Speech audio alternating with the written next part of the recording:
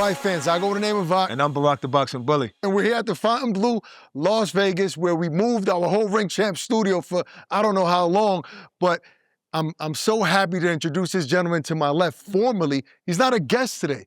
He's part of the team now. I know you guys love All the Smoke Fight. You know, we've been expanding and growing. Roy Jones, Andre Ward, The Art of Ward, Ring Champs, Barak and I have joined this platform, the best platform in all of boxing.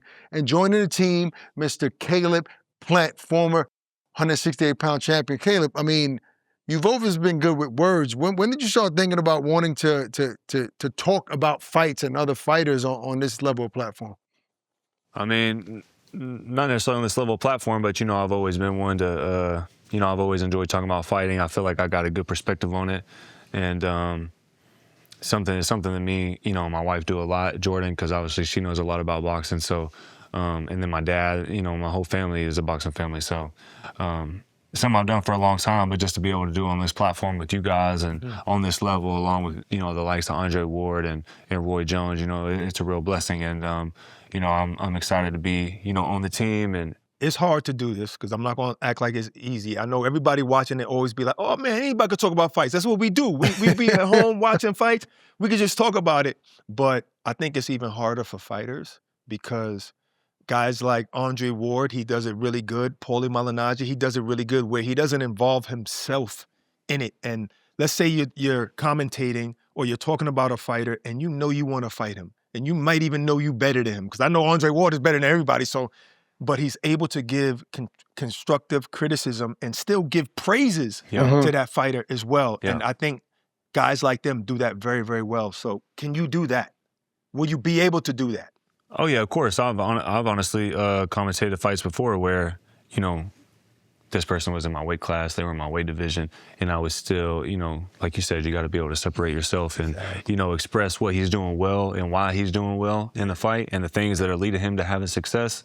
And then, but you know, you also, the flip side of that is you got to be able to express, you know, in a professional way why he's having issues with some of the things he's having issues with and how he could have more success if he changed or switched or pivoted from what, you know, exactly he's doing. So, and I think the benefit from having fighters, which is the obvious, right? Being in there and being able to speak from a fighter's perspective and knowing what a guy, in most cases, what he's going through in the ring, you know? So I think that obviously it's so valuable to have that from a fighter, and as long as you can express it. And then fighters are opinionated because, again, you know what it is to be in there, and sometimes you might even go back and forth with one of your colleagues, right? Because maybe he or she is not a fighter, you know what I mean? But that creates great dialogue and sometimes many arguments throughout a broadcast and stuff. I mean, we've seen a great steward like Roy Jones have done it with Larry Merchant, with Max Kellerman and so on and so forth, and Jim Lampley because of that. Yeah, and I think it gives a good perspective too, because even things, you know, finite things like when Andre Ward fought Arthur Abraham, you know, there's a point in the fight where, I can't remember who was commentating with him, was getting on to Andre Ward on when he was throwing his swivel jab, he was jumping in. And he was getting on to him saying, you know, you're not supposed to jump in like that. But whoever was commentating for that fight didn't understand the reason that Andre Ward was able to jump in is because he knows that Arthur Abraham was on his back foot, you know, leaning back. And in that situation, you can jump in and you're not going to get countered because you're on your back foot. And you know the distance and all that. You know the distance. So, you know, having a fighter who understands those things could give you know, play devil's advocate in that moment and give them some insight that they may not otherwise understand or know. So, you know, with that being said, let's start breaking down some fights. Let's break boxing. down one particular fight that's very interesting. I think it's going to be a bloodbath, and that's Keith Thurman versus the Towering Inferno, they call him, Sebastian Fundora. I mean, first off, like, what is he, 6'6"? I think it's like 6'6", 154 pounds. 80-inch reach. How do you even fight a guy like that? Very carefully. It's difficult, you know, because he's got the long arms to be able to punch you from a distance. But at the same time, something that's different about him is how good and how well he's able to fight on the inside. There you go. And, you know, I'll give an example of someone I fought, Jose Uzcategui. When I finally did fight on the inside with him, I realized that he has like long, gangly arms and he's not able to throw short, crisp type punches. And that's how you dropped him. Yep. With that short. Yep. But then you have someone like Fundora, who is even taller, longer arms, but he's able to throw short, tight, crisp punches. And so many. and punches. so many. Yeah. And one of the keys to victory for Thurman is not backing out with his hands down, because sometimes when he pulls away, he pulls with his hands down. That's how Pacquiao dropped him. That's exactly what I was Pulling about to back say. like that, thinking that, you know, you keep getting distance away, but Pacquiao's the kind of guy that walks you down, throwing punches. He'll walk in throwing like this and still maintain power. And just how I spoke to the Andre Ward versus Arthur Abraham, Manny Pacquiao would jump in with that swivel jab, right? But the reason that he was able to land it and not get countered against Thurman is because Thurman's on his back foot and he can't counter. And that's what he was able to drop Thurman with, was that swivel jab. So I think that that Thurman could run into trouble if he finds himself pulling out with his hands down, because, I mean, the guy's got an 80-inch reach. So, I mean, he's going to be able to reach out there with some crispy stuff. So yeah, I think that Thurman is known to have a level of power. Now, we don't know if he's going to carry that to 154, right? He's shown it at 147. He was one of the hardest punches in that division. And we know that Fundora, we know he can be hurt, right? We know he can be knocked out. He's been hurt before. So there's that level of confidence that I think Keith Thurman is going to bring into this fight, where I feel like I can hurt this guy, right? He throws a lot of punches, which obviously if you're in the lion's den, you're subject to getting hit. So he's going to get hit. Thurman is going to be able to land some shots against Fundora. I think that's going to be the difference in the fight. I think Keith he might be quicker than him, like hand speed. So I think he'll beat him to the punch sometimes. But if Fundora can take that shot, take one of Thurman's big shots, I think that then he'll lose a little level of confidence there. And because this dude is not going to stop. Thurman has more pop, and I think his hands are a little quicker than Fundora's. But one thing about boxing, it's not about the person who punches harder, it's about the person who lands the harder punch. That's it. So you got to land it. Yep, you got to land it. I know, as you spoke to, Fundora is going to land punches, whether, he cuts off the ring really well. And, when you're on the outskirts of the ring, you're in the big circle, while the guy controlling the center is not having to move near as much. So I think he's going to have to pick his times where he's on the inside, peeking on this side, peeking on that side, and when he's sticking and moving and, using his feet. And like he's I said, very good at that. Yeah. Very good. Also, too, Fundora's got a good body attack.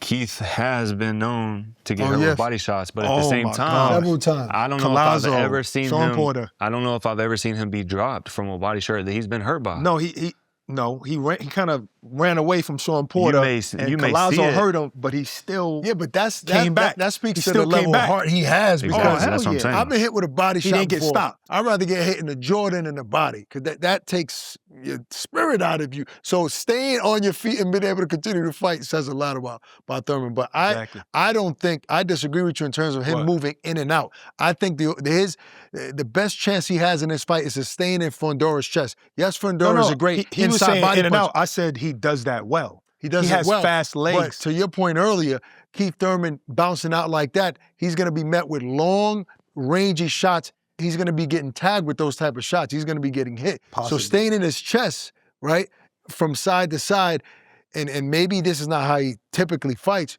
but you got to make an adjustment to fight a guy that size. But I think working his way in and getting good work while he's in there, and then stepping off to the side, and then that's when he can make his escape route and get back to distance. Right. And then he's going to have to learn how to start over, and whether that be, getting back on his jab, taking Fundora's jab away from him, feint to him. And not just by making him slip, but by taking his jab away. And some of the best defensive fighters in the world, people like Floyd, people like Ezra Charles, people like Terrence Crawford, it's not just about how good they are defensively by moving their head, but the best defensive fighters take punches away before they're even thrown. And that's something that Keith Thurman is going to have to do, in the sense of taking Fundora's jab away, not just slipping it and catching it. He's going to have to take it away and not even let it get out the gate. And not pull straight back, because that's the most vulnerable place to be in with a guy like Fundora. I mean, if you look at Tim Tszyu, the first fight that he had with him, now he got cut, I think the third round or something like that, but those first 2 rounds,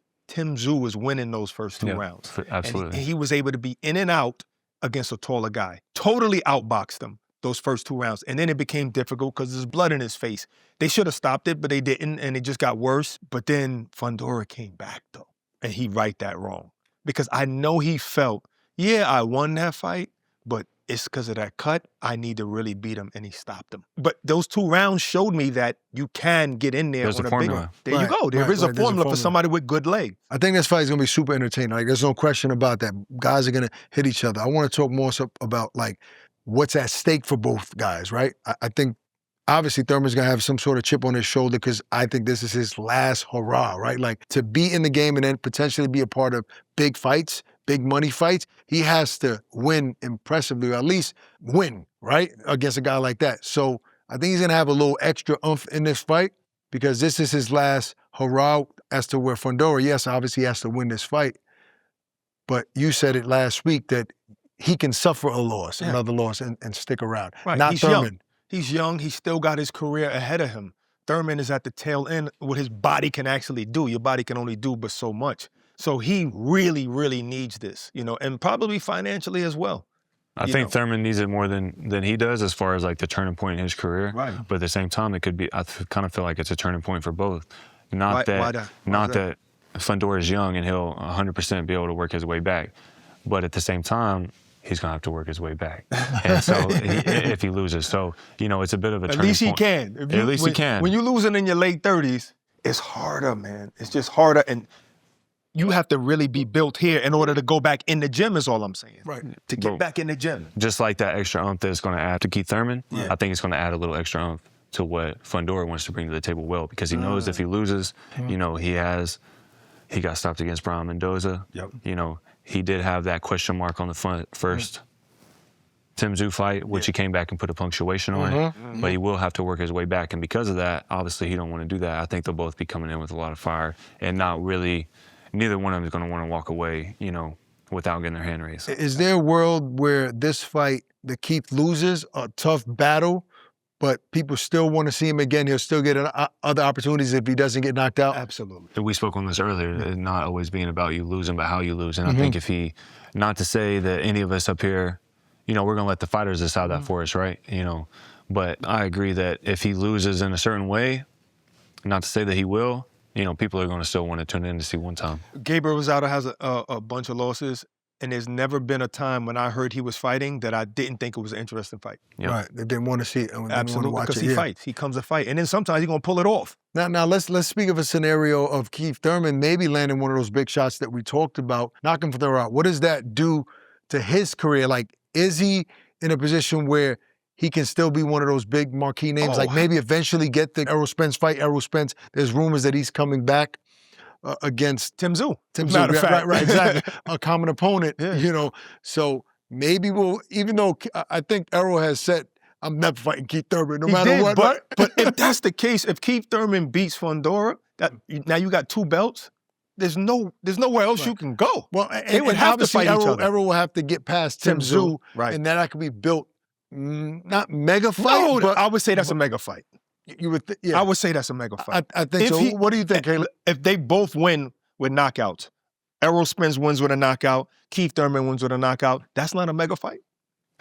Yeah, I mean, I think maybe he's speaking to like the fact because of where they're at in their careers. Right. But at the same time, I mean, I think that's just as an exciting fight as any, regardless of who wins, between the Errol Spence and Tim Tszyu and whether Fundora and Keith Thurman. I mean, out of those 4 people, there's not really a bad matchup. Right, that's true. For whoever wins. And both of these guys took 1 loss. Yeah. They lost to greats, all-time greats. Yeah. Manny Pacquiao and Terrence Crawford. Everybody loses to them, except Floyd. And not only that, I mean, think about the scenario if Errol Spence gets past Tim Tszyu in a great fight and Fundora gets past Thurman. Maybe the losers can fight each other. Thurman can fight Tim Tszyu in a situation, and then obviously Errol Spence fight Fundora. And one thing I love about Errol Spence is he's never been scared to chase a big fight. Never. And one thing he's always said, he's always like, you know, I don't really need a tune-up fight. And I think maybe the only reason that he spoke about him in the tone that he did is because, not because of the 1 loss, but maybe because of the time away from the ring and with him being, you know, not a spring chicken anymore. You know what I mean? So, but with that being said, I'm a big Errol Spence fan, and I'm one. You know, a lot of people felt that he was finished after the Bud fight. I totally disagree with that. I think sometimes a fighter, first off, he was reigning at 147, right? You're talking about fighting arguably one of the greatest fighters of all time, right? That we now see. We've always felt that way, but now he proved it against Canelo and so on and so forth. Errol, are we forgetting everything he did at 147? I'm not. And maybe some guys need a little break, right, away from the sport. I always bring up Mikey Garcia because I think that his second run was his best run, you know, when he came back after that long layoff. I don't know, it was 2-3 years. So maybe we might see a great version of Errol after this break. Absolutely, and I mean, obviously right, but he clearly believes in himself for him to come back off the time away from the ring and fight somebody like Tim Tszyu. No tune-up. Even with that loss that Tim Tszyu had against the Russian cat. I'm saying that guy's a bad boy too, right? Oh, and, you know, he vicious. got caught early in that fight and wasn't able to gather his bearings soon enough. That surprised the heck out of me. But still, Tim Tszyu's a bad boy. So for Errol Spence to come in and want that fight right off the bat after time away, that's why I always like salute Errol and tip my hat to him, not only because he's a great fighter, but just his mentality and his willingness to chase big fights. Yeah, he's an old school type of fighter. You know what I see different with Errol Spence? He's been out of the ring for 2.5 years, so by the time he fight, it'll be like 3 years. You know he would gain weight in between fights, right? He's lean. Yeah, all the time. He's lean. So you see, and all we're looking at is social media. Yeah. Well, maybe if you see him in person, I don't know, but in social media, he got his shirt off. Yep. Chilling with his girl or chilling with his kids, always. Yeah. Always lean now. That says that he's thinking different and he's doing different. Yeah, he seems to have a different presence about him too. Yeah. Like I don't know, just maybe like a healthier aura, a healthier lifestyle. Absolutely. And kind of speaking to what you are. And so I'm super excited to see this Errol I Spence. can't wait. No, I agree with wait. that. I want Errol to be back in the ring and remind people of who he was and have some level of success this version. I'm a big fan of Tim Tszyu too. Yeah. He's always been willing to chase big fights. Yeah, I great like matchup. his personality. I like his demeanor. I like his fighting style. I think he's a hell of a dude, and I think he's a hell of a fighter. Man, he just made me more hype about They this all fight. good people. And Fundora, you can't say nothing bad about this That cat. dude's a killer guy. You can't. So before we get out of here, can we get a prediction on that fight? I'll start with you, Barak, of Keith Thurman and Fundora. Start with the guy who don't give predictions. That's real good. Yes, that's real why. nice. That's specifically why I started with you. There's no way to know. There's no way to know how. Well, that's Keith why it's Thurman- called a prediction, buddy. I know, but I'm not as smart as you. Maybe I'm not as smart as you. I can see the future, and I know. But I know Keith Thurman is a bad boy. But are we gonna get that Keith Thurman? I love to see him fight, and then Fundora just showed me that he's special. Right. For coming back and beating Tim Tszyu. See how you just praised Tim Tszyu? That's how I felt about him. But he got knocked out, and other people don't feel that the same way. He got 2 knockouts. People don't feel the same way, but I see that in him. Fight fans, this is Barak's way of giving his prediction. So he's saying Fundora's going to win the fight. If I've been saying for 13 years that I don't give predictions. Right. But this is just the way he does it. Fundora wins in his eyes. How do you see that? I didn't say that. We're just making stuff But up. are we going to get to Keith Thurman? We saw how great Fundora is. No, all right. Who would I lean to win that? Probably Fundora, the guy who's active, the guy who's younger, the guy who has all of the height and A little bit more reach. momentum. You know, that's about it. So I would lean only because of that. But I know Keith can pull things off like this. Do you agree? Well, I'm not going to give a prediction because I don't like to do that as well, but I will give Keith the victory. And I think for Fundora, it's about cutting off the ring. It's about staying in the center of the ring. It's about putting his punches together, which he's going to do regardless, but investing in that body early. I think the keys to victory for Keith Thurman is not pulling out with his hands down because of the reach of Fundora. I think it's about Keith investing in the body early. Fundora's got a skinny frame. And I think it's about setting traps to land big punches the way that Brian Mendoza landed. And obviously, Fundora has more of the momentum, but Keith has more experience. And depends on who implements those keys to victory. So I think we'll get the Keith was in there Well, toe-to-toe with Sean Porter. Like, you know, He's tough. Danny We'll find out What are your soon enough. predictions? My prediction is going to be, to your point, I think Fundora's volume and height is just going to be too much for Keith to deal with. I think Keith will have moments in his fight, but to your point, I don't think it's going to be the Keith of old. Maybe it's enough for him to be in an exciting fight where he'll still get other opportunities. I just can't see Keith Thurman beating Fundora at this stage in his career.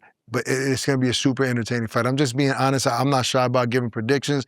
I'm a boxing analyst. I have Don't to try break and down bring a us fight. down because we're You know not what giving I'm saying? predictions. I ain't giving predictions. That's not of get out of here. It ain't got nothing to do with being shy. I ain't scared of none of these dudes, none of that. I think it's going to be a phenomenal fight, all right? I go by the name of Ak, boxing analyst, Caleb Plant. And Barak Welcome Best. to All That's the right. Smoke Fight. That's right. We needed a We're guy happy like to you. have him, and we're looking forward to a lot of live shows in different cities, different countries, breaking down fights. This is what we do here. What up, fight fans? This is your boy Ak. And I'm Barak, the boxing bully. And you already know, we teamed up with DraftKings Sportsbook, the ultimate destination for betting on big fights, coming your way this year. Sebastian Fundora versus Keith Thurman. Somebody's getting knocked out. Wait a minute, somebody's getting knocked out now, huh? Yeah. I know you're not a fan of Keith Thurman. I know you don't like his style. That's not true. Why are you saying You that? don't necessarily like. I know you're a fan of his. I love his style, but I think he's in there with a 6'6" Tower Inferno. No, you for don't real. think he is in there with a Tower Inferno. He's with somebody that's very dangerous. The Tower Inferno is going to be a little too much for this version of Keith Thurman. That's my opinion, but I guess we'll have to find out when they share the ring, so tap in. Listen, we partner with DraftKings Sportsbook to give you guys an incredible offer. New customers can bet $5 and get $200 in bonus bets instantly. Sign up with our promo code ATS Fights. DraftKings has something for every sports fan, so stop moving slow, move a little quicker, and download the DraftKings Sportsbook app right now. Make sure you use our promo code ATS Fights. Level up your fight night experience.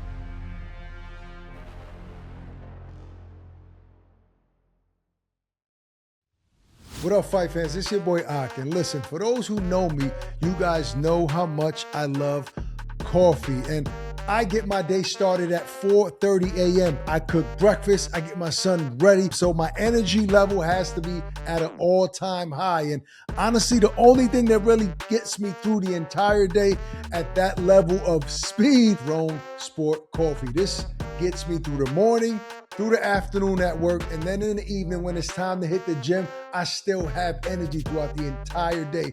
This is the best product on the market for that. For my busy mornings, workouts, and everything in between, you need coffee that works as hard as you do. And that's why we've been loving Throne Sport Coffee. Backed by Patrick Mahomes, it's functional, better for you coffee made for active on-the-go lifestyles. Each can has 150 milligrams of natural caffeine, natural sweeteners, and 100% of your daily B vitamins. The lattes pack 10 grams of protein, and the cold brew are low sugar and dairy free. It's even NSF certified for sport. You can find Throne Coffee in retailers nationwide, including Casey's, Quick Trip, Whole Foods, and online on Amazon, Walmart, and on their website, sportcoffee.com. Throne Sport Coffee. Get going, keep going.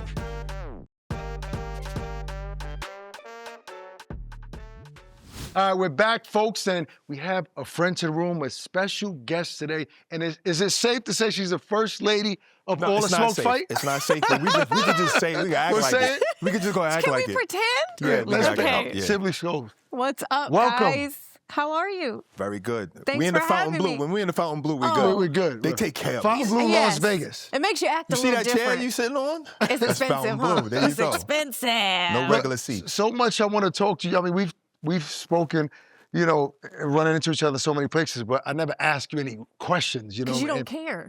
No, because I was waiting. That's a fact. Somebody finally got you. Really? That's why I'm here. So, well, exactly. That's why you're here, so we can ask some questions. But look, before you get into like your broadcasting career and your involvement in boxing as of late with MVP, I want to learn a little bit about you. You grew up in the Bay Area, if I'm not mistaken? Yes. Bay girl all day. I've said that since the very beginning to any career I've had. That's like my intro in it. So everyone knows. I think you know anyone that you met from the Bay will say that's the first thing. Before their true. name, Yeah, it's a we're fact. from the Bay. It's Why- like people from Brooklyn. Yes. Yeah, same Because thing. you represent that. That's Yeah. a part of your blood. That's where I grew up. That is why I am the person I am today. What are you so proud of? What does the Bay have to offer that other cities in America don't? The Bay, because I come from a mixed background, different heritage, different cultures growing up. And so there's Guatemalans in my family, there's Black in my family, there's white in my family, there's Native American, Samoan, everything, Filipino. And so that's what the Bay represented to me too. Growing up, I didn't just see one race or one culture.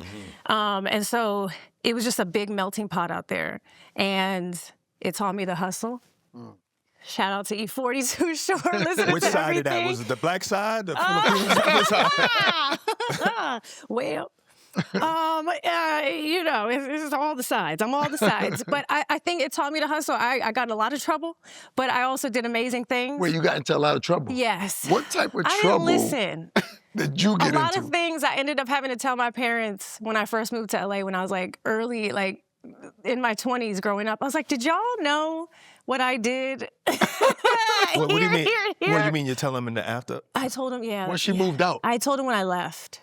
Oh, wow. Because they're like, how did you? I was like, don't worry. So you're sneaky as hell then. You got away with a lot of stuff. Like when you said you was away in school, you was really in jail. The jail like that? happened later, but yes. We won't get into that. Just don't dig. Did you play sports growing up? I did. I played basketball. Allen Iverson was my number one. Muggsy Bogues, because I was. Oh, you was little. I was little. Yes.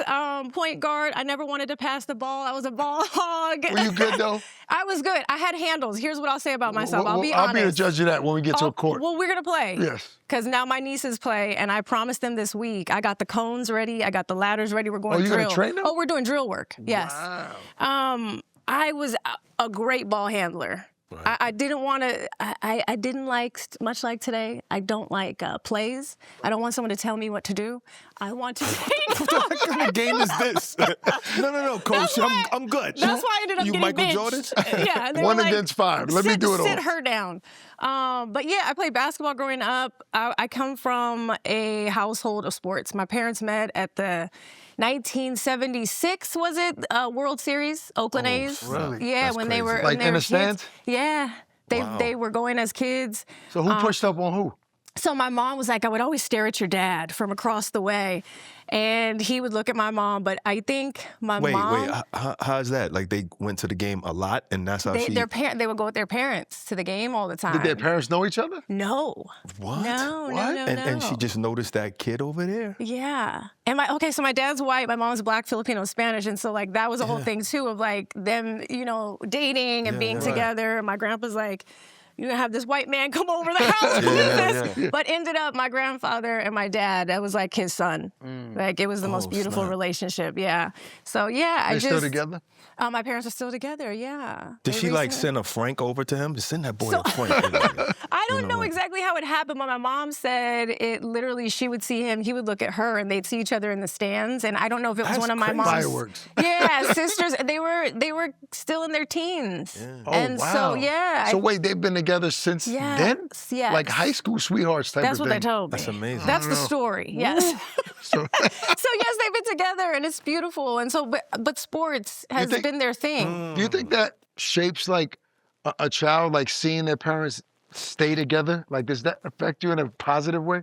We wouldn't know. Huh? No, I'm just saying because of course, but we wouldn't I don't know in your case, but I know. think in my case, I think a lot of people, when you see something, you're like, oh, this is what I want, or this is what I'm around. 100%. Me being the weirdo that I am, my sister has that in her relationship. So you She's don't want married. So I didn't say I don't want it. Don't put words in my mouth. No, but you said weirdo that I am. So a weirdo like, that I am, because I did see such loving, like a family. Like I was like, oh, that's love. They want to be together. They like each other.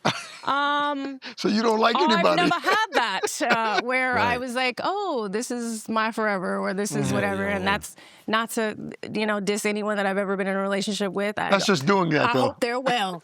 But yeah, I think love is beautiful, but I don't see that in that space of the marriage and all that stuff. I've never wanted or aspired to have that, or have, like the whole family and everything else. Yeah. Is it because you just be wasting men's time? Exactly. Basically. They have time to waste. I would say that to a man too. Like if you're gonna come up and say that's a nice way to put it. No, I don't waste their time. They waste mine. How did this turn into a therapy session? But wait, maybe it's what beautiful. you. That's how the show is. Great. I think this is my first and last episode. Well, the last few guests, we made them cry. So. Oh, don't make me cry. But do you think your ambition and what you were chasing in life also interferes with that? Yeah, because my sister went the school route, right? She went to college. It's just her and I. So she was my everything. I was her everything until I was like, I want to leave. She's younger. Okay.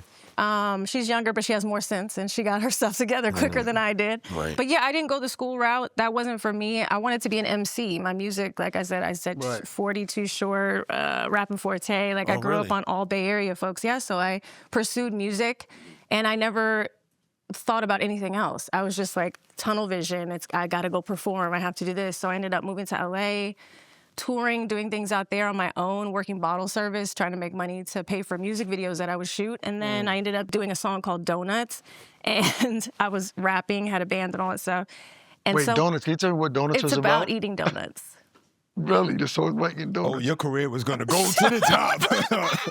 Hey, listen, it paid the bills, okay? Stella Oh, McCartney wow. licensed it. I Yeah, lived in wow. London for 2 years. I toured. I did everything out there. And I thought, I was like, this is going to be my life. And then didn't get the deals that I wanted.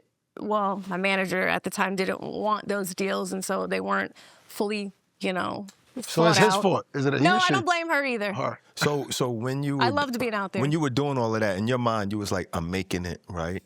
Yeah, I was It's like, this paying is the bi- fun. it's Being paying on the bills. stage, Right. yeah, this is So- what I want to do forever. Like a lot of people, they just start to spend money.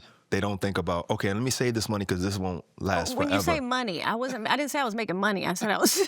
What the heck? I wasn't making enough to get gotcha. by, but I was living, like I said, with my manager at the time. I was staying with her, and then I ended up moving to a place in Brixton on my own. Okay. Funny enough, when I was in London, someone came to one of my shows and they were shouting my name. I'm like, who knows me out here? I've never been here. It was a girl I grew up with at school in the Bay Area who was from London. Wow. She had moved back, had a flat.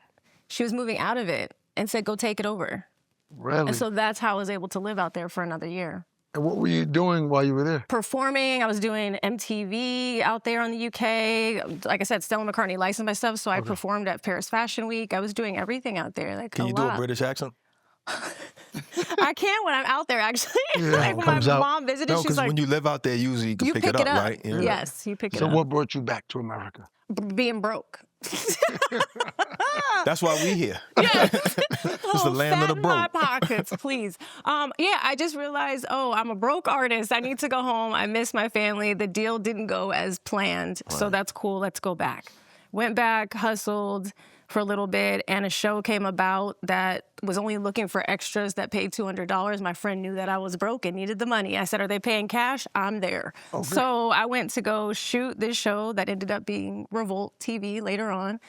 And the company and the heads over there saw me and they said, we know she's just shooting the sizzle as an extra, but we want her to be the host Of the show. What was the of name of the the show? show. And it was an How do they hour see live. that from you, like, not talking? Because, yeah, there was no talking in the sizzle. I just was acting as if I was a host. I had a mohawk Really? at the time. Everything that I wore in London for touring, I sewed myself with my sister. We made all these clothes. I brought that with me to this shoot. And so I looked the part of like Right. an MTV VJ or something. Wow. And so then, yeah, So the fast forward, I became the host of Revolt TV. Wow. That's Yeah. crazy. And so, you never thought about being a broadcaster or No. media personality or anything like that. That just I think I used to watch Barbara Walters at night with my parents one time, and Right. I thought it was just funny when she'd say she'd go on vacation, and I thought that was the height of me and Right. my journalism career. I was like, oh, okay, I just love her because she's taking vacation, but she's the So that coolest was a woman. life-changing moment? I know when That was most life-changing, people, yeah. okay, when most people say life-changing is only money.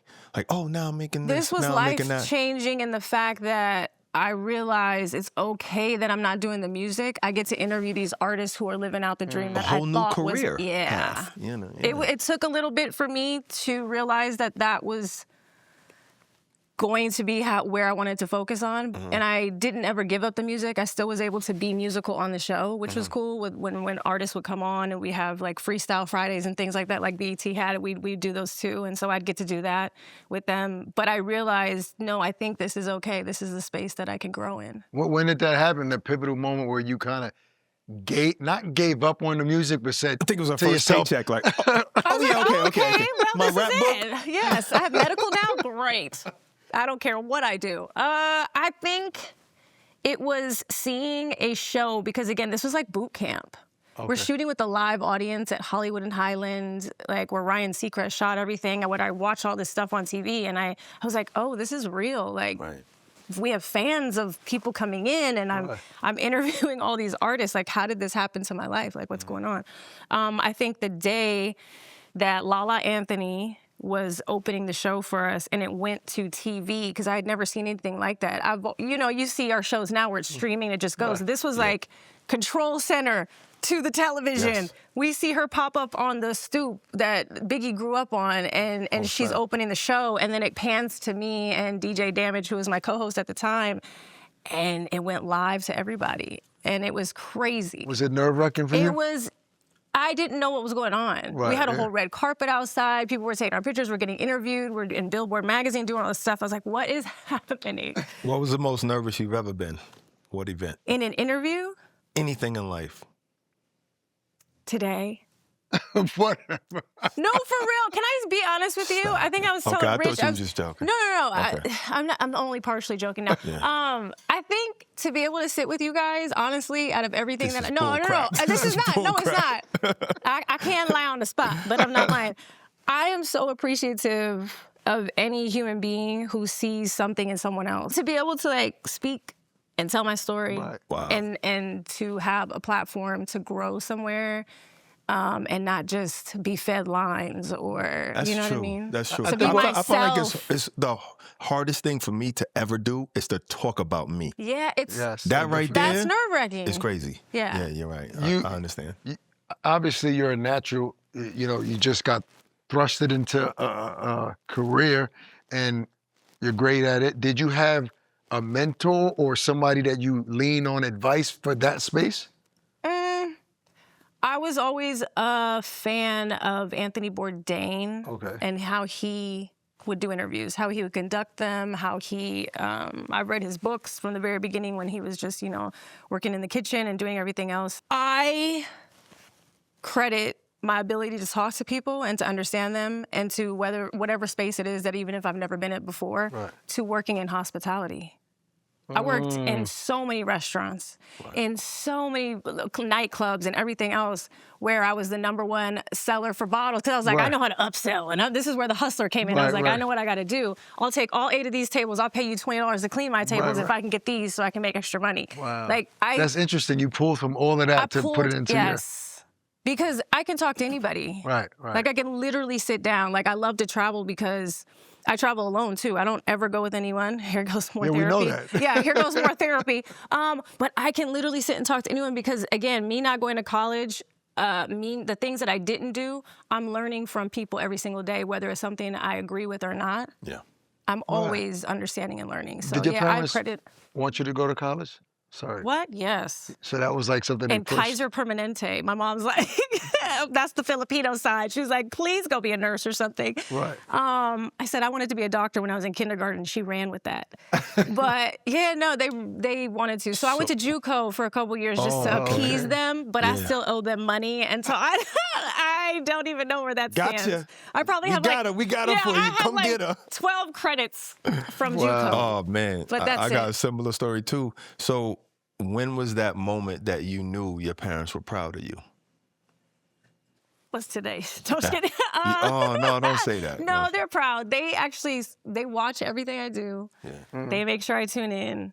My mom's all in my DMs, sending me stuff all the time. I can't say there's one moment where I realized that they were proud. I just Okay. think they've always kind of been supportive of my chaos. No matter what. What moment do you recall not feeling yourself, but finding that proud moment in yourself? Like, wow, I just did that. It's funny, the last year I've thought about that. Because I'm involved in so much stuff, I think I always like to keep myself busy. I've not had that yet. Yeah, I can relate. Isn't to that kind of sad? You know, it's Here real. goes the tears. No, I haven't had it yet. I haven't felt it. you know, like I just want to touch on that because Barak and I, you know, we've been working together for a very long time in this career, and we were chasing so much, chasing money, chasing success. At least me, he has a better balance. I was about You know to what I'm say, saying? He has a better in my balance. mind, I was like, really? But yeah, he won't say that, but he was there every time, right? Right. So, But I feel like it comes. I don't feel like no doubt. I had You're to trying chase. to I get don't it. feel like I had to It'll be chase it. eventually. Yeah, But yeah. I have this, my father, nothing was ever good enough for him, right? Like, so even though he was president, I love my father, whom I recently lost, but I have to be honest about nothing I ever did was good enough. I think that affected me to this day. So whenever we reach certain heights and people will congratulate me, it made me feel so uncomfortable. And I'll be like, I haven't done anything yet. Like, what are you talking about? Because I'm afraid of losing it, afraid of not being good enough because of that subconsciously. That affects, I think it drove me to this day. Didn't you know? introduce him to Sugar Ray Leonard and all of that Yeah, stuff? yeah, I did. But I'm saying all that to say, I never had those moments until one time Barak pointed it out. I don't know. Oh, actually, it's funny you say Sugar Ray Leonard. What? We were in London working this big DAZN show, 80,000 people, AJ versus Rebecca, and I think we were eating lunch with Sugar Ray and we were having a conversation. Right. So I remember as a kid, Sugar Ray Leonard being such a legend, an epic star, and he knows me, he respects my opinion, and we're having this conversation. And then when we were on the bus on the way back, he was like, we just was having dinner with Sugar Ray Leonard, and he knows us and he respects our opinion. Like, just enjoy this moment. Like, and that's the only time it's hard for me to get to that point. So you had that together? Yeah, yeah. Well, I don't know how many times he's had it, but I had that because he brought it up. What was it that your dad would say that you felt that he wasn't? Was it very evident? Well, he he never said he's prouder. Oh, you never heard? So no, but yeah, and not only that, regardless of what I've accomplished or I accomplished, and we had a conversation about it, there would always be some criticism.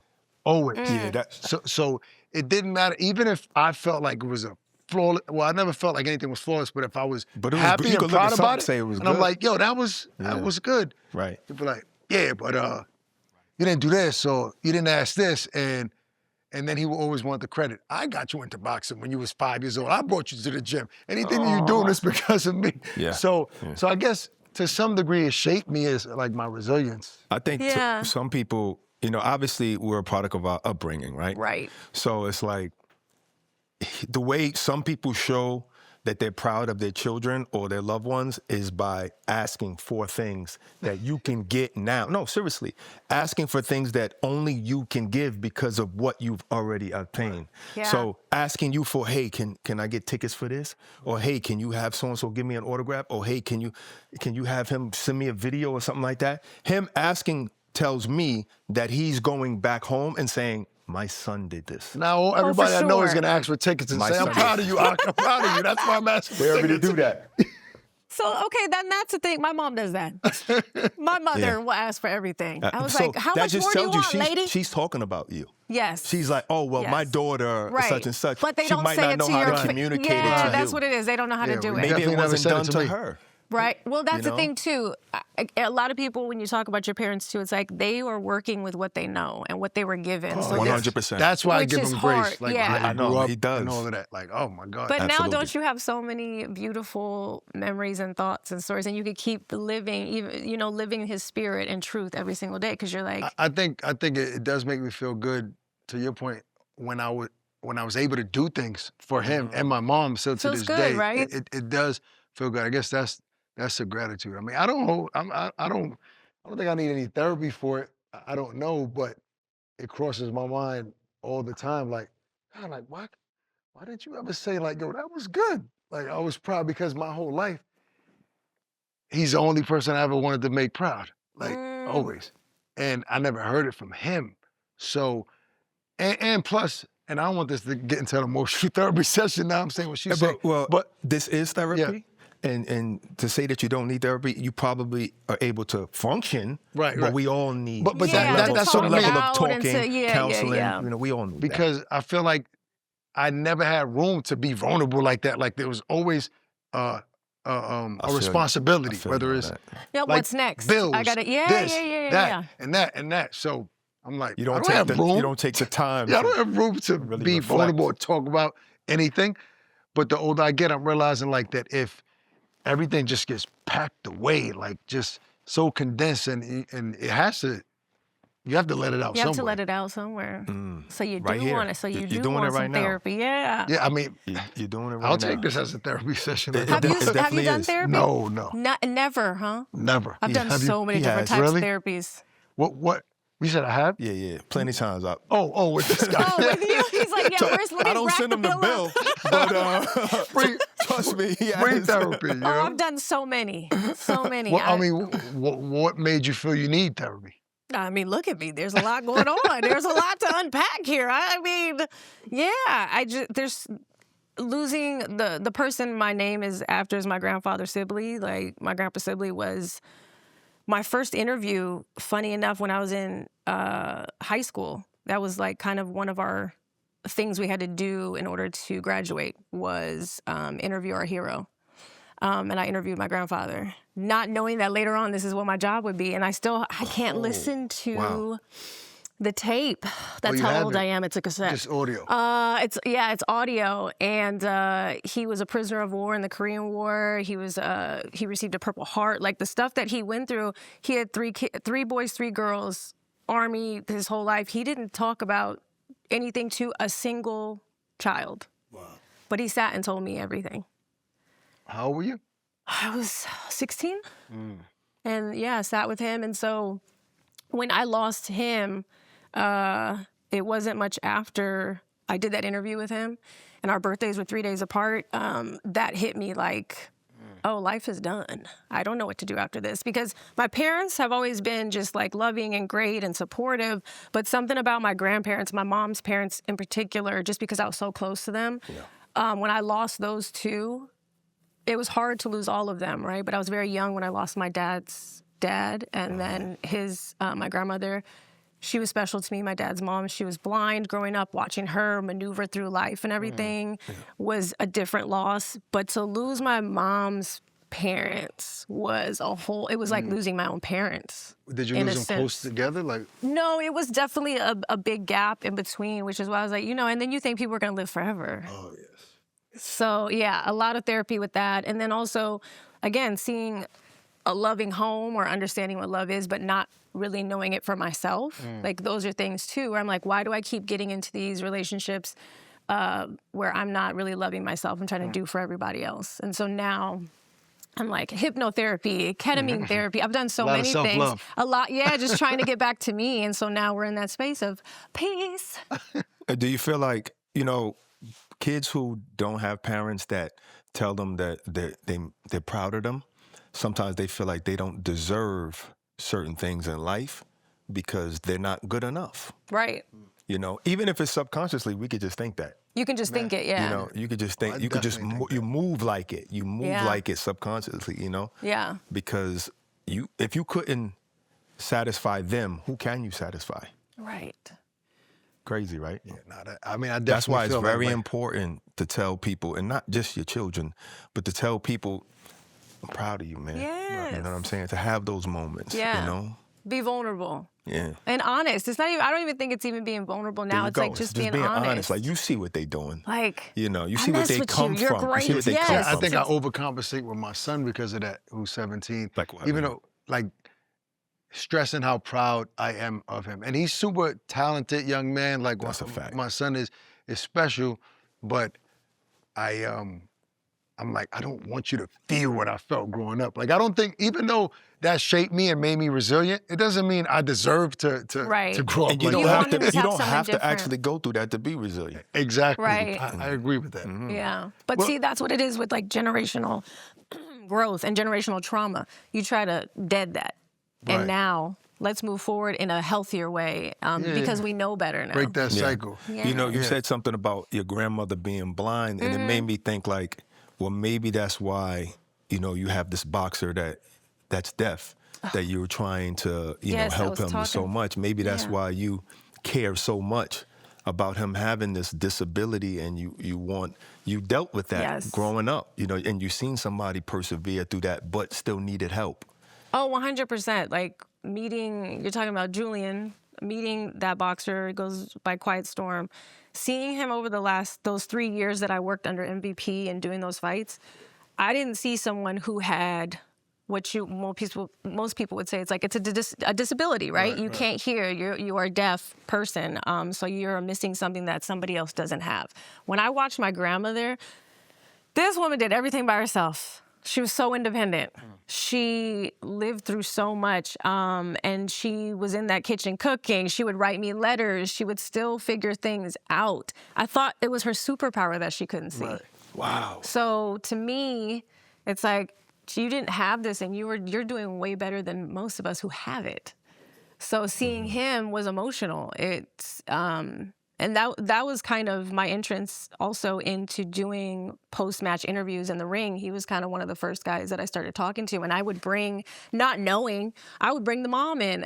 They were like, Sibley, keep it rolling. I was like, no, where's the mother at? Because I was so invested in their story. Right. Yeah. Right. Yeah. And so I got so close to them because I saw something I was like, oh, you're like my grandma. Like you're out here crushing life. You brought up MVP, so I wanted to talk about that, about how that came about, that opportunity came about, because you hadn't ever been involved in boxing at all. No, there was no boxing. So shout out to Sean Merriman, who reached out. He has his Lights Out League. That's how I got into combat sports. I had never watched MMA.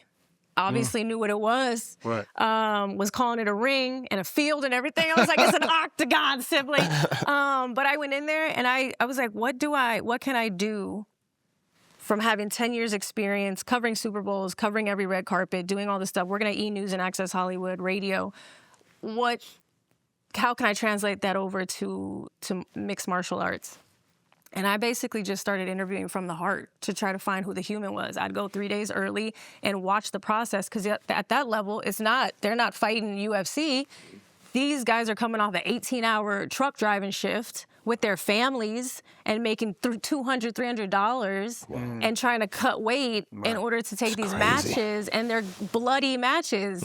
So I was like, well, let me take my fashion. Let me understand storytelling. I would go into the ring with my heels and my dresses and just make sure I was a full package. And then I would go in there and literally take what I learned about these guys and their families and just go into that. And that was, and you casually mentioned the E! Channel, Access Hollywood. That all happened after Revolt. After Revolt. Oh, yeah, so that's not a small you thing, worked though. for all of those? Yeah. Yeah, for That's 10 years. Yeah, for about 10 so I mean, real quick, let's just brush over that real quick. After Told you I Revolt, have many jobs. Yeah. those are big platforms. Yes, So I should have never been there. You know what I mean? Like, that's just how life turned out. I didn't know what I was doing. They ended up bringing me on live from the red carpet when TJ and Terrence Shea and who else was there? Oh gosh, Ryan Seacrest, Juliana Rancic. And these were like the Grammys, Oscars type. I did everything. Wow. Like, I'd started on digital. Right. So I was like, oh, this is fine. Like, it's only digital. And then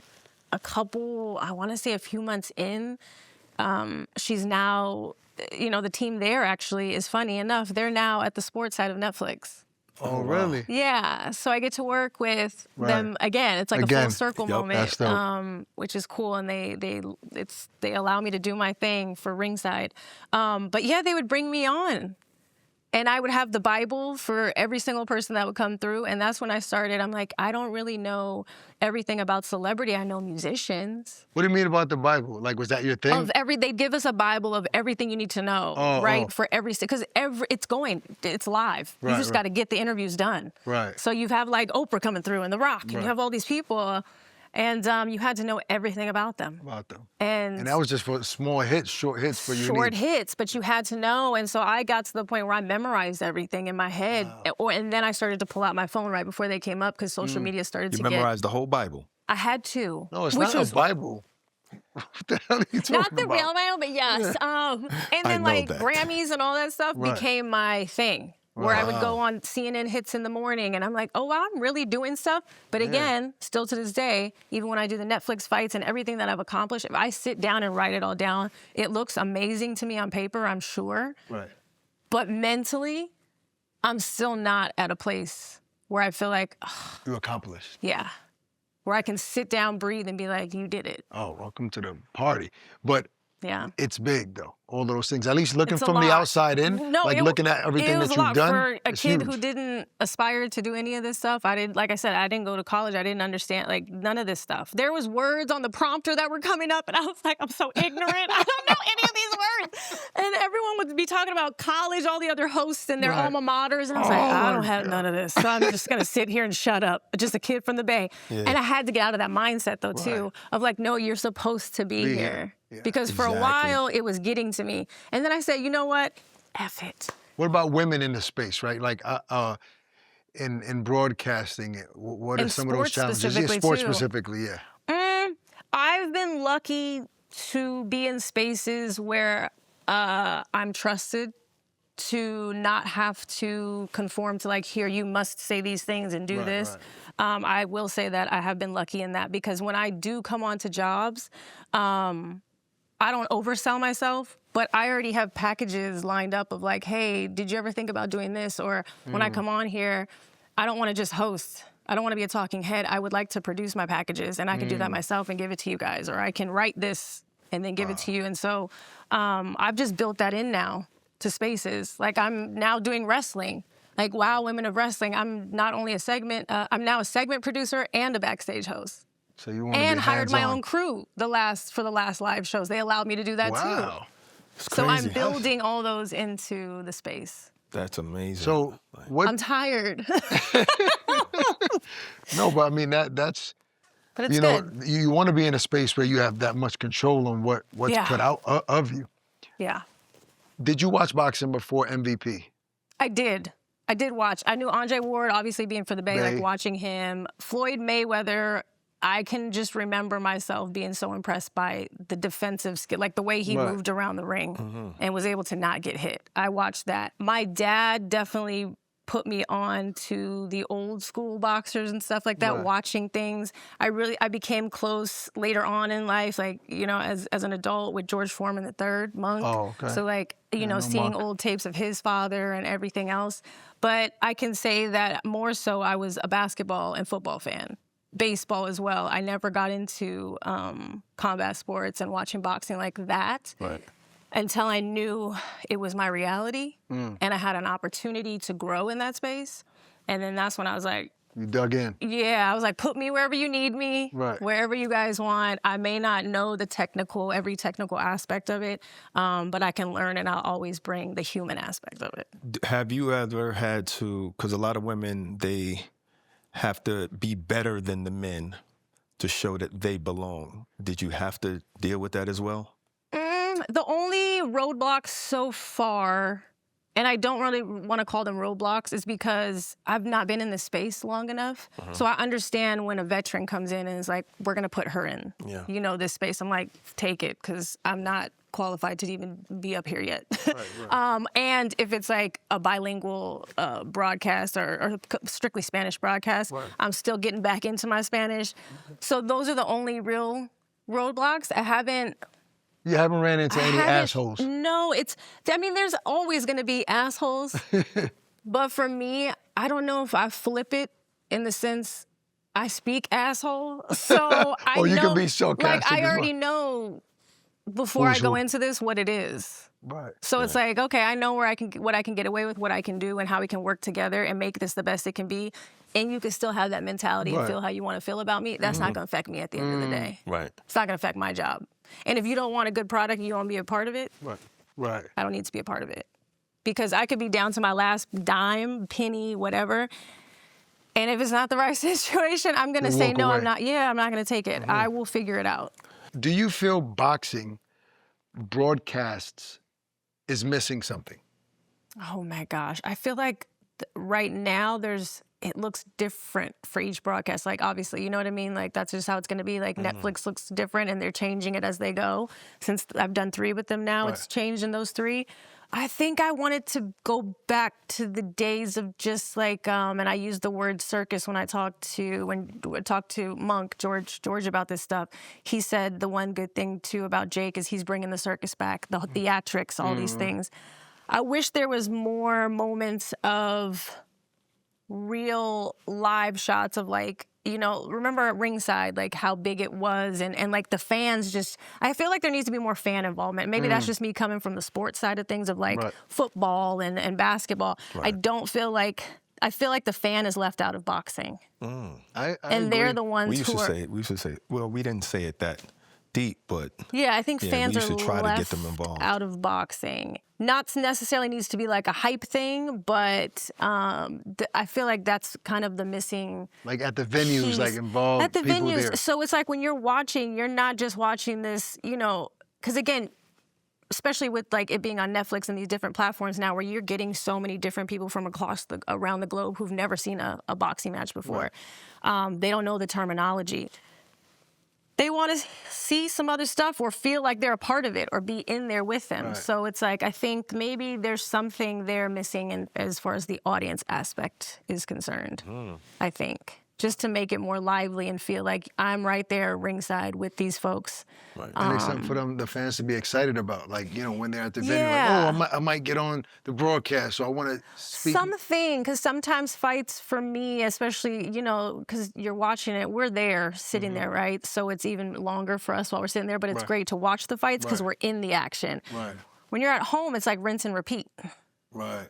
Not that it's boring, but it's, you know what I mean? thing. It's so it's like, hey, maybe there's going to be something. Because, you know, with other sports, you don't have like, okay, now we're going to get back into this. It's like each, you know, got a halftime. We have this. We've got, something. I don't know what it is specifically, but when I sounds watch. about right. Let's Sounds talk about about right. All the Smoke fight. How did the relationship start? That I just wrote a letter and I was like, I want to be a part of this. What do you think about the, DM? what do you think Somebody about the I DM? platform? sent a DM one day. We were talking about that just yesterday. How did I first meet Christina and the guys and everything? I think just being in LA for the longest time and doing all these interviews, like I used to cover ESPYs. I would see Matt a lot. I see Stack. I see everybody. And then we just started kind of building up the last couple of years, like for All-Star Weekend or being out in the Bay Area when they had events. And so I just kind of stayed in contact. I loved what they were doing with Andre Ward, then seeing you guys come on board and what you guys have built with your brand specifically. The authenticity of it, the storytelling side of it just felt real. And it wasn't surface level, and it wasn't something where you couldn't express who you are. Like, it didn't have to be like this corporate, stuffy feeling of you have to stay within Cookie these. cutter, Stay within these walls. It felt relaxed. It felt just something that, you know, if I could ever contribute. So I'd always tell Christina, like, I just saw you guys, you know, the end of last year at the Christmas party. Anytime I would see her or write her, I'm like, hey, do you need someone? I will do it for free. I will come produce. I will do this. Whatever I can do to gain more knowledge and just to be a part of a spot where at this point in my career, I would love to be able to use my voice and not feel like it's wrong or I'm scared to say something. I know me last year, the year before, you asking me that question, I would probably have not wanted to answer because I felt like I got to depend on certain jobs and I have to depend on these things. But I'm getting back into that mentality of when I first started, it's okay if an opportunity does not align with who I am. Right. And that's like fact for me right now. That's so real. I know I'm going to be okay regardless. I feel like there's a lot of pride in this industry, right? And you're showing so much humility, and you've been at this place, you know, working for these big companies, like you said, and you've done a lot, you've been exposed a lot, and then you can go and call someone like Christina and say, hey, I'll do it for free. I just want to learn. I want to be around. I just want to participate. And to say that publicly, that's a lot. I think in this space, everybody is acting like they're doing better than what they really are, especially like, and they show that on Instagram or whatever. But they really like looking for the next thing or need more this or need more that. And they're not humble enough to say, I need help, or can I be a part of something? Yeah, Right. can I be a Or part of that? start over. I will just, if we're going to continue in the humble train. When I left entertainment television, it was a choice to not stay there. I was making amazing money, the most money I ever made. I was getting great raises. Had the best healthcare. And She misses that. Oh, I missed the I used to healthcare go to so the much. doctor. I used to Every see little the thing. My toe hurts. I had no What doctors? cavities. I wasn't falling apart. But it was beautiful, but it was exhausting. I missed out on my cousin's wedding. I missed out on my to be there for so many big things in life that mean more to me than my job. And I'm going to be honest with you about that. Am I going to skip out on my jobs? No, because I made a commitment to my career. However, I didn't need to overwork myself to prove that I deserve to be in these spaces. Like, hustling is one thing, but burning out and doing something for everybody else. And no one ever comes and says, oh, you did a good job. Or, hey, you can help with this. So, I realized, okay, I put in 8 to 10 years here. It's okay. What do you really want to talk about? What stories do you really want to tell? And it was sports. It was really, I'm like, I want to go into sports. And the Raiders' last game was in Oakland. I grew up being a Raider fan. I'd left entertainment, and I got reached out by them watching me on these live shows on E when I was doing them. I would always shout out the Raiders. I was like, don't forget there's a Raider game this weekend, or whatever. Yeah, I would get in trouble. Were you planting that seed, like, secretly? So I feel like my whole life has been planting seeds of each thing, because it's like... Consciously, or...? I wouldn't say that I knew Raiders were going to come to me with a job. Yeah. However, I'm very persistent. And so I will stay on you. I will call you. I'm like, hey, I called you the other day to talk. I was like, I'm not a matchmaker on boxing, but like, can you help me and understand? I will be like, I don't care, because I want to learn. There's no point for me being on this earth if I'm not learning. But the Raiders were like, oh, we want you on one of our podcasts with JT the Brick. And I was like, dope, let's do it. They're like, this girl came from entertainment. Now she's, we're inviting her to the last home game in Oakland with her family. I got to meet everybody, and that was in 2018. And then they wanted to bring me on podcast because I was a super fan of the Raiders. And then later turned into doing voiceovers for them. And I kept calling. I was like, hey, I'll do this. Like, just let me know what you need. When you guys go to Vegas, can I do a tour with my family?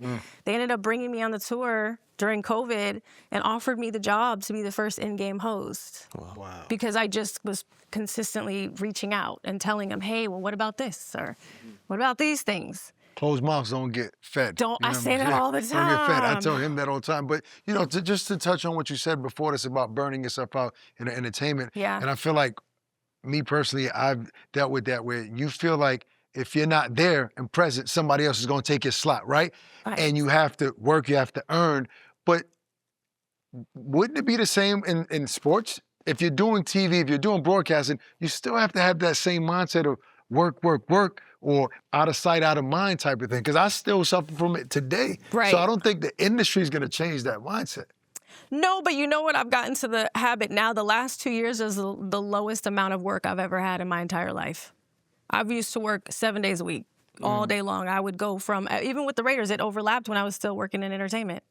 I was doing a red carpet, doing interviews, junkets in the morning. I would be done at or I would do it at night. I'd fly to Vegas in the morning, do interviews there for the show I had, and then I'd fly right back to LA that same night and do the red carpets. And then the next morning I'd go back to Vegas. Like, Heather's here. She's my friend and makeup artist. She knows. She's been with me since the beginning with the Raiders, and she's seen like how it's gone. But yeah, More time with your nieces now. So. What? More time with your family. Yes. And at first, I'm not going to lie, because I'm a chaotic Sagittarius all over the place. I was like, wait, what am I doing? I'm just not doing anything today. I don't have anything on there. Now I'm so happy. I was like, oh, I can go like work out. I can go do this. Pilates. Yes. And now I have my level 1 certified to be an instructor for the degree. Yeah, I'm doing side quests. But it's like, again, at the end of the day, I'm okay leaving a space where I made so much money to circle back on that. I left such a good place. I was on TV every day. You don't leave TV 7 days a week. I hosted the weekend show by myself that had higher ratings than our main show during the week sometimes. I was getting requests from Brie Larson, different people, like, we want her to do the interviews. And I left. By choice. By choice. Sometimes I wish I didn't, because I was like, that's a lot of money. But I started over in sports, and my rates, to just be quite honest, are nowhere near at all the money that I was making. And I bought a house during the pandemic, and I started freaking out, like, who's going to pay this mortgage? What's going to happen? But you figure it out. And I'm smart enough to know now that it's okay to go backwards, to maybe get 10 steps further. It's going to suck for a little bit, and I'm still in the sucky part of it because I'm still figuring it out. Like, all the stuff that I do is by me reaching out and trying to get more on my plate. But it's I think we've dealt with that as well, like having to take 2 steps back to take 4 forward. I've taken so many steps back. Especially to have ownership of your product, because I don't ever look at it that way. Yeah, I mean, I wouldn't say back, but I'm saying we were in a position where we got paid very well working with DAZN at a network, and got complacent and just hosting their flagship show, working on their broadcast, and just being okay with that check coming in every week. And then all the content we were creating, all the ideas, producing pretty much the show, being talent and production. It's a lot. But you don't own anything. There's no longevity there. It's a ceiling. Well, There's a yeah, ceiling. and that's the thing. I just kept wanting, and I would always ask them.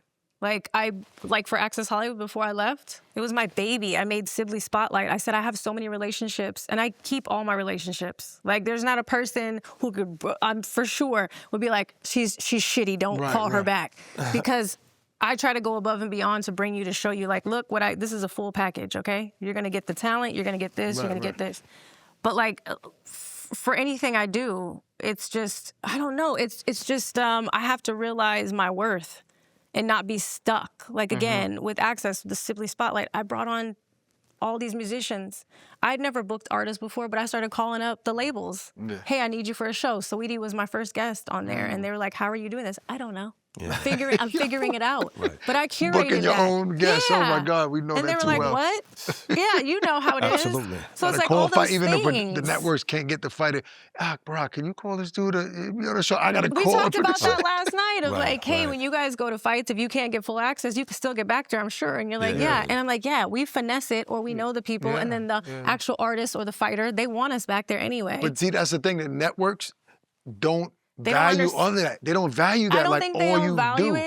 it. They want to be the ones to do that. They want the control of that. They want to go through the right channels to do it, because when you're doing it, you don't need them, which is why it's so much more successful for people. You don't need networks really anymore. You could do it on your own. Look at all these influencers and these YouTubers that start, you know what I mean? It's like, you different show, world. I don't need you anymore.